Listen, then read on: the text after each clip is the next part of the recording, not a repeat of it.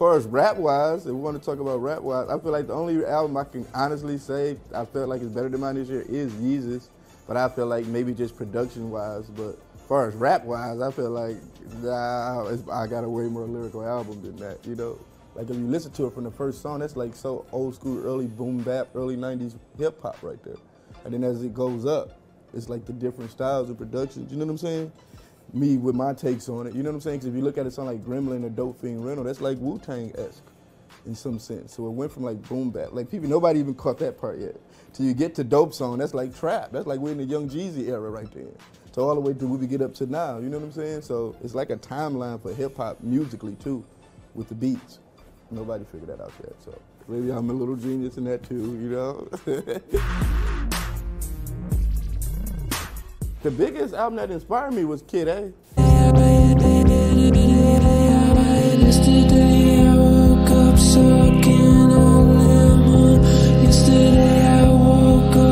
And that didn't have nothing to do with the lyrics, it was just the soundscapes. And it just was like, you know, I figured out from him coming from OK Computer to that album, it was like, OK Computer was all about the songs, and this one's just all about the feeling.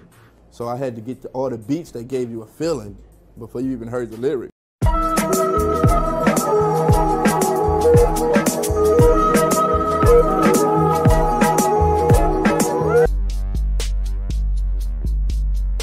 We're in the age, I feel like, where this guy come out with an album, he gets hot. Then somebody do a song with him, then their album is hot. Then it's like a welfare line. Like they all help each other to be hot for the month. You know what I'm saying? And somebody got to be like, man, I want to be hot for the year. So all y'all hot for the month. I'm taking your block. I'm taking all. Get out of here.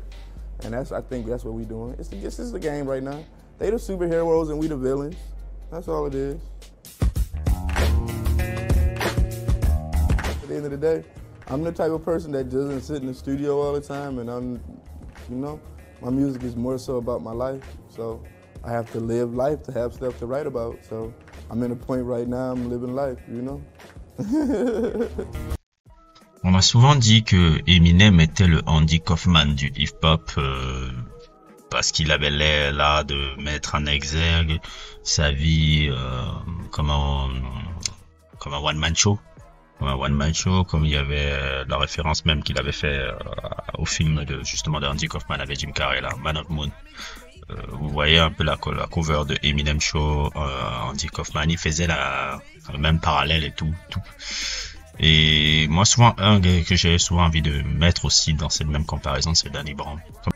Ou la comparaison un peu aussi avec Richard Pryor. Je dirais même Richard Pryor aussi, c'est une très très bonne comparaison avec qui est Danny Brown un peu dans sa musique. Danny Brown vous le dit ici.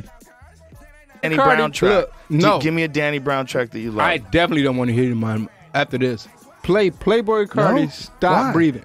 Bro, you don't get it. I don't get it. Help me out.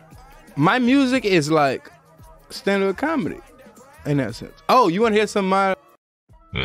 Ces albums, la façon de faire les albums, c'est vraiment comme un stand-up comedy, comme un one-man show. Parce que Danny Brown et tout, c'est quelqu'un qui utilise un peu, comment dire, un peu le perso et le persona. Il y a une très belle vidéo il y a 7 ans que j'avais vu d'un des créateurs de contenu les plus intéressants à l'époque où, tu vois, c'était même pas encore très très populaire là. Il s'appelait Scott Green. Il avait fait une très belle review sur Atrocity Exhibition. Si vous l'avez pas vu, je vous mettrai le lien en description. Ça m'énerve même qu'il a arrêté depuis cette époque-là, parce que c'est un des meilleurs critiques de review musicales que je ne sais pas pourquoi il a arrêté, parce que s'il avait continué, il serait sûrement d'une incroyable, il serait du même style que Anthony Fantano en termes d'impact, mais je sais pas qu'est-ce qu'il est arrivé dans sa vie, je sais même pas s'il est vivant, mais chaque fois que je vois même les commentaires, tout le monde revient toujours dire ah Mano, tu nous manques, tes reviews nous manquent. C'était les meilleurs reviews. Il fait partie des gars qui m'ont inspiré même à faire ce que je fais là actuellement. Et déjà il parlait de ça, et Old est un album qui véritablement montre parfaitement ça. Old qui est divisé en deux parties, la partie A et la partie B. La partie A qui peut se résumer un peu à ce que Danny Brown est, c'est-à-dire vraiment, c'est pas Danny Brown qui parle là, c'est Daniel Sewell. Et la partie B qui est le caractère que Danny Brown que Danny Brown nous montre, c'est-à-dire là où qui est un peu wild et qui est un peu fou, qui est un peu, on va dire, inconscient et tout. Mais dans la dichotomie un peu de ces deux parties, quand vous voyez par exemple ce son là qui me plaît beaucoup, la Wonder Bread, et quand tu regardes les lyrics, la partie de Side A, c'est la partie où tu vois vraiment le Danny Brown qui il est vraiment, le côté dépressif qu'il a, le côté où il raconte sa vie qui est très qui a été très dur, hein, entre un papa qui est parti à 18 ans de la maison, lui qui a dû faire de la prison parce qu'il commençait à vendre de la drogue aussi à partir de l'âge de 18 ans aussi, ses addictions à la drogue, tout ça. Et la partie B où il est le Danny Brown qui aime faire la fête, les Danny Brown des orgies, les Danny Brown de tous ces trucs-là. Mais il y a des moments où souvent il revient à nous montrer un peu le vrai personnage du début. D'abord, il y a un son qui me rappelle, si je sais plus c'était même encore lequel. Attendez, il y a un son généralement qui fait état un peu de cette dualité là. C'est ce son là, je me dis attendez, je me rappelle plus exactement, je sais plus si c'était Smoking and Drinking et autres. En tout cas, je vais le retrouver. Il y a une partie qui m'a, quand je l'ai réécouté, je l'ai parti où tu vois d'abord il y a la voix, vous voyez quand il commence à utiliser un peu sa voix là. Cette voix là, c'est le personnage, et à un moment donné il revient vers la voix normale où il explique comment en fait que non, il commence à faire ça pour échapper un peu à la dépression dans laquelle il vit là. C'est fait de manière géniale et subtile.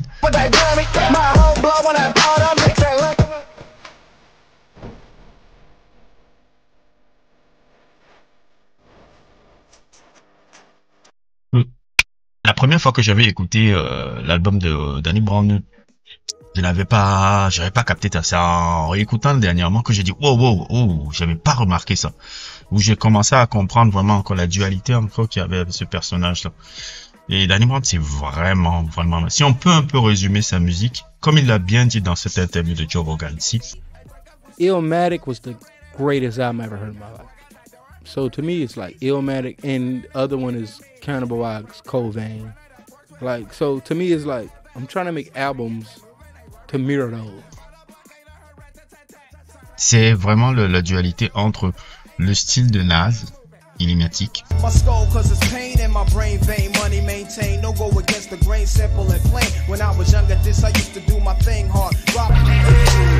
like what, nigga? Before your ass can answer, get your whole shit bust, nigga. Don't rolls off the mashes, drinking Fiji. Illmatic, et le style de Cannibal Ox, Cold Vein. Je ne sais pas. But it doesn't matter cause there's no molecules. Then genius becomes burden to ridicule. Slow days, fast days, getting paper in and I kept licking on that click. Je sais pas si vous connaissez ce fabuleux groupe de hip-hop là qui avait sorti cet album en 2001, produit par LP, qui est un album de malade mental, l'un des plus grands albums de hip-hop de tous les temps aussi, qui est vraiment expérimental et autres et tout. Justement, cette dualité entre quelque chose de hip-hop old school qu'on écoute un peu dans la partie A, comme un peu à la Nas Illmatic, et qui est dans ce storytelling là, et Cannibal Ox, Cold Vein dans l'expérimentation. Je parle surtout l'expérimentation musicale et tout. Old résume parfaitement un peu ces deux influences là. Si vous n'avez jamais suivi le Cannibal Ox, Cold Vein, je vous conseille vraiment de le suivre. C'est un album excessivement incroyable et tout. Et qu'est-ce qu'il y a à dire vraiment sur ce truc? J'avais fait un sujet sur Danny Brown il y a quelques mois qui s'appelle 40 ans, qui était un peu la suite de Triple X qui voulait dire 30 ans.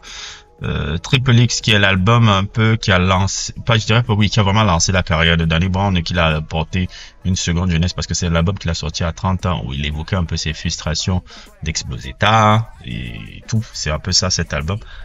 40 ans, c'était un peu la réflexion un peu de ces 10 années, plus ou moins tirées de succès, mais plus ou moins aussi tirées de certaines frustrations qu'il a connues un peu par rapport à ce succès. C'est très inspiré un peu beaucoup de toute proportion regardée, c'est très inspiré de Black Star de David Bowie, hein, cet album-là, 40 ans. 40 ans même en le resuivant encore dernièrement.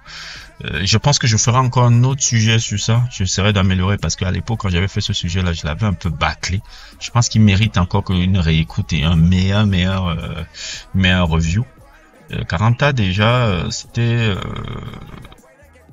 comme David Bowie Black Star. C'était vraiment une réflexion d'un homme qui arrive à un certain âge et qui commence, comme il le disait un peu dans ses interviews là, s'il meurt, voilà ce qu'il pensait vraiment. Et c'est très différent de Old. On va dire un peu, c'est un peu la partie A de Old jusqu'à la fin.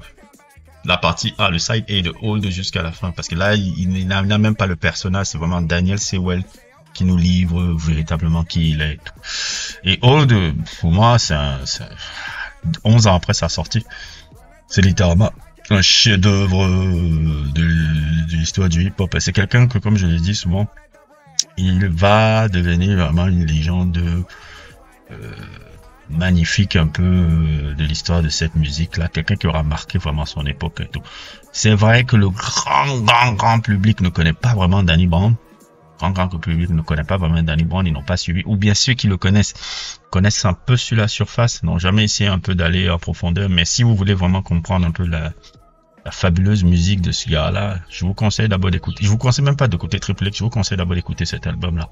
Cet album-là qui est vraiment dans une dualité entre un homme, tiré entre le personnage qu'il a créé, Danny Brown, là, Sidey Wide, Souris, et l'homme Daniel Sewell et autres, tout qui vit une profonde dépression par rapport un peu à le vécu qu'il arrive, et que l'humour a été un peu comme ce que je pense des humoristes en général, hein.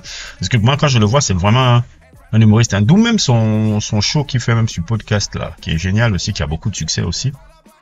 Moi, les humoristes, c'est vraiment ça. Les humoristes, pour moi, c'est les gens les plus tristes, hein. Faire rire les gens, j'ai remarqué toujours que les gens qui font rire les autres, les gens les plus heureux au monde. Quand tu regardes un peu l'histoire des humoristes, quand tu regardes la vie des George Carlin, quand tu regardes la vie des Jerry Lee Lewis, quand tu regardes la vie des Richard Pryor, quand tu regardes la vie même des humoristes français, genre comme Pierre Desproges, etc., même Dieu de Nimbalambala, ou tu regardes chez nous, on a eu un gars comme ça là, et c'est Mincha, Jean-Pierre Cancan.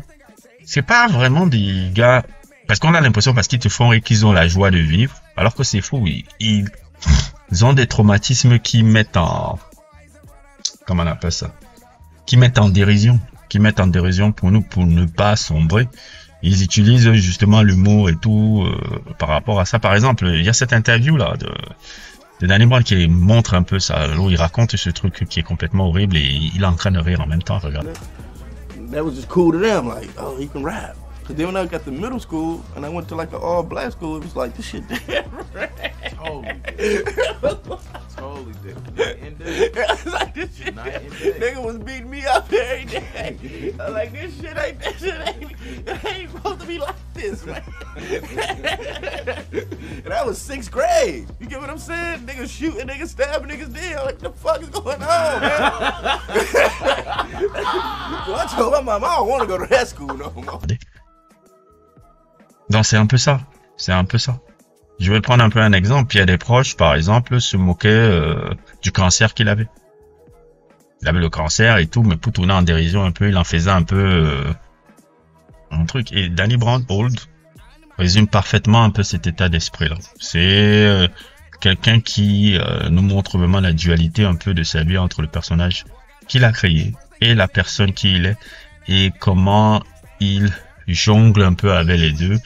Et quand on voit aussi Old, on voit la transition entre l'ancien Danny Brown dans les mixtapes des années 2000 comme il est là, comme avec ce son-ci, et le nouveau Danny Brown avec l'expérimentation. Donc on risque de me répéter, c'est vraiment un fabuleux album. C'est vraiment un fabuleux album. Entièrement, la plupart des productions, c'est toujours pas son collaborateur, est toujours Paul White, pas tous, mais Paul White a fait beaucoup de choses là-bas. Si vous l'avez jamais découvert, je vous dis, n'hésitez pas à l'écouter, hein. C'était un chef-d'œuvre qui, pour moi, il a bien vieilli et tout. Et j'essaierai de vous faire un autre sujet encore sur Atrocity Exhibition, qui est son album le plus complexe et vraiment peut-être son plus grand album de sa carrière. Mais je vais prendre mon temps aussi pour mieux mieux le décortiquer. Et si vous l'avez déjà, comme je risque de répéter, il y a déjà un sujet très truc en anglais qui s'appelle Persona et Persona, fait par Scott Lynn, que je vous mettrai le lien en description. N'hésitez pas à liker, n'hésitez pas à vous abonner et à plus pour d'autres aventures.